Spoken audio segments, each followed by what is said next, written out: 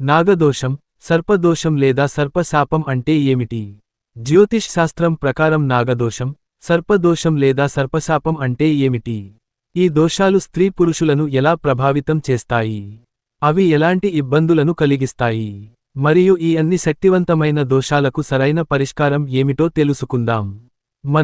మన పెద్దలు లేదా పూర్వీకులు ఈ జన్మలో లేదా వారి పూర్వ జన్మలలో అనాలోచితంగా లేదా అతి తొందరపాటుతో లేదా అత్యవసర పరిస్థితుల్లో పాముని చంపినప్పుడు లేదా హాని చేసినప్పుడు మనం మరియు మన వంశం సర్పశాపం, నాగదోషం లేదా సర్పదోషాల బారిన పడిపోతాము.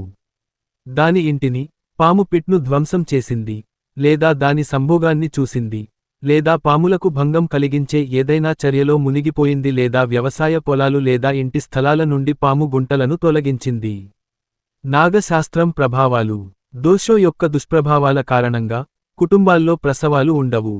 వైద్యులను సంప్రదించిన తర్వాత కూడా దంపతులకు ఎలాంటి సమస్యలు లేవని తెలియజేస్తారు. కొందరిలో పిల్లలు పుట్టినా శారీరక వైకల్యాలతో పుడతారు. ఈ దోషం బారిన పడిన కొందరికి వివాహం ఆలస్యం అవుతుంది. అదేవిధంగా ప్రతి ఇతర పని చివరి క్షణంలో వైఫల్యాన్ని ఎదుర్కొంటుంది.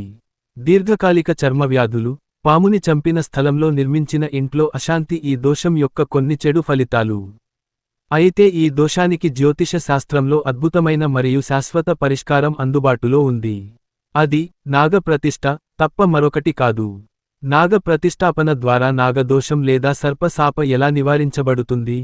శాస్త్రంలోని సిద్ధాంతాల ప్రకారం ఈ దోష నివారణ కోసం నాగ ప్రతిష్ఠాపన చేయాలి.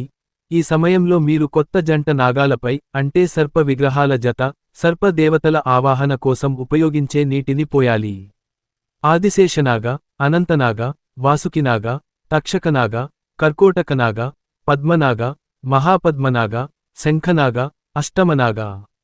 మానవ రకమైన దైవిక కాలక్షేపాల కొరకు లక్ష్మణ భగవానుడు నాగ శాస్త్రం ఆయుధం యొక్క ప్రభావాన్ని అంగీకరించాడు. రాముడు, లక్ష్మణుడు, భరతుడు మరియు శత్రుఘ్నుల అవతారం ధర్మ సూత్రాలను అనుసరించడం ద్వారా సంపూర్ణంగా ఎలా జీవించాలో మానవాళికి బోధించడానికి ఉద్దేశించబడింది. అందుకే వారు తమ నిజ స్వరూపాన్ని చాలాసార్లు చూపించలేదు మరియు మనుషుల్లాగే జీవించారు. శ్రీకృష్ణుడు మరియు బలరాముడు కనిపించడం వెనుక ఈ పరిస్థితి లేదు.